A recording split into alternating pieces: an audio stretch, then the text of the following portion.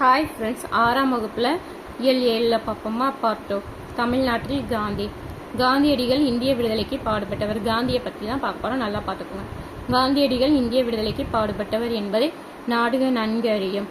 பெண்கள் முன்னேற்றம், சமுதாய மறுமலர்ச்சி, தீண்டாமை ஒழிப்பு முதலியவற்றுக்காகவும் அவர் பாடுபட்டார். எளிமையை ஒரு அறமாக போற்றினார். இந்தியாவில் அவர் காலடிப்படாத இடமே இல்லை. தமிழ்நாட்டின் மீதும் தமிழ் மொழியின் மீதும் காந்தி கொண்ட பற்றினை காண்போம் வாருங்கள். என்னன்னு பார்க்கலாமா? இதான் மதுரையில் உள்ள காந்தி அருங்காட்சியகம் கொடுத்துருக்காங்க. லெசன்குள்ள போகுமா? காந்தியடிகளுக்கு தமிழ்நாட்டின் மீதும் தமிழ் மக்கள் மீதும் அன்பு உண்டு. அவர் பலமுறை தமிழ்நாட்டில் பயணம் செய்துள்ளார். அப்போது சுவையான பல நிகழ்வுகள் நடந்துள்ளன. அவற்றில் சிலவற்றை காணலாம். அவர் தமிழ்நாட்டுக்கு வரும்போது என்னெல்லாம் நடந்ததுன்னு பார்ப்போமா?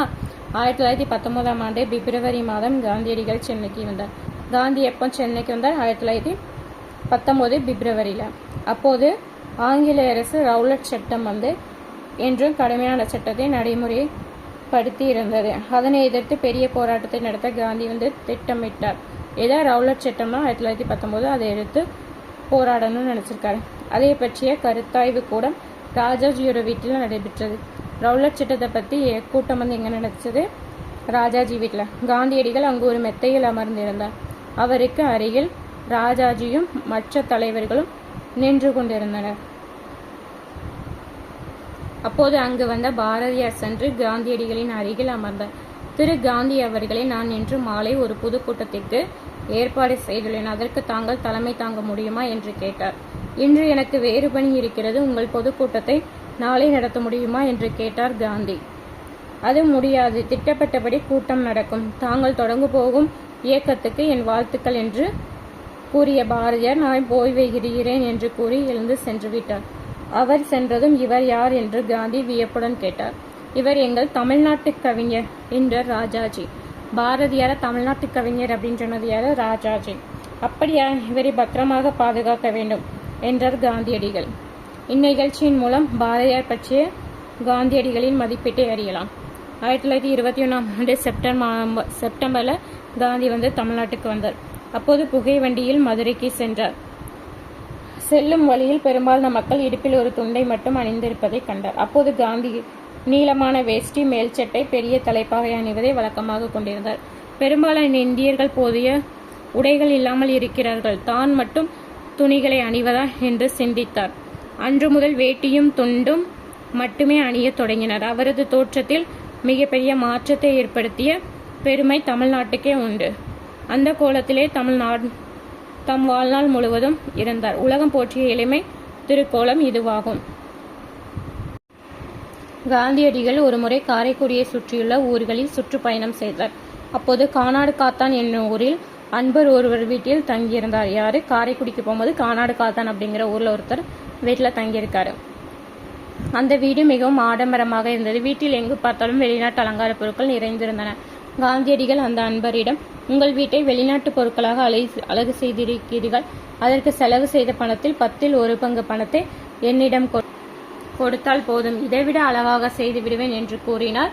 அதனை கேட்டு அன்பர் தலை குனிந்தார். அந்த வீட்டுக்கு காந்தியடிகள் மறுமுறை வந்தபோது அங்கே வெளிநாட்டு பொருட்கள் ஒன்று கூட இல்லை. காந்தியடிகள் மகிழ்வுடன் அவரை பாராட்டினார். காந்தியடிகள் ஒரு முறை மதுரையில் தங்கியிருந்தார்.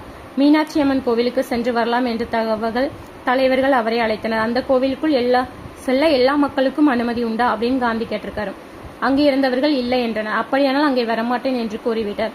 பல ஆண்டுகளுக்கு பிறகு அந்த கோவில்களுக்கு செல்ல அனைவருக்கும் உரிமை உண்டு என்று அமைக்க அறிவிக்கப்பட்டது.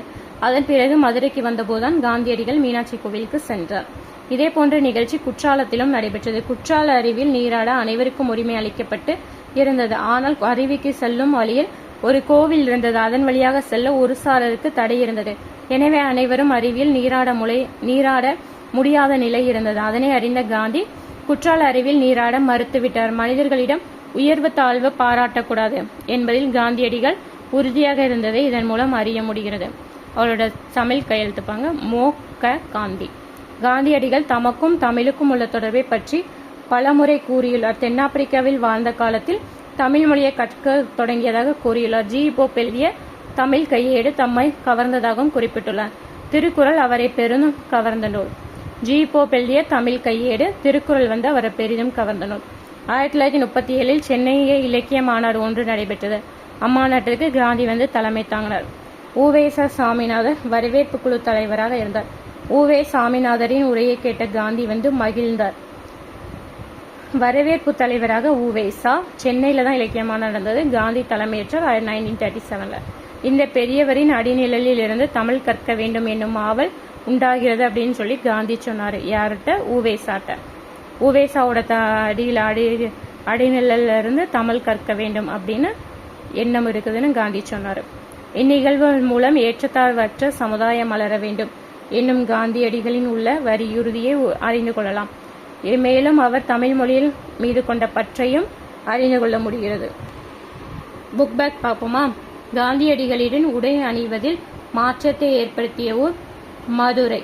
காந்தியடிகள் உ.வே. சாமிநாதர் அடிநிலையிலிருந்து தமிழ் கற்க வேண்டும் அப்படின்னு தானே விரும்பினாரு.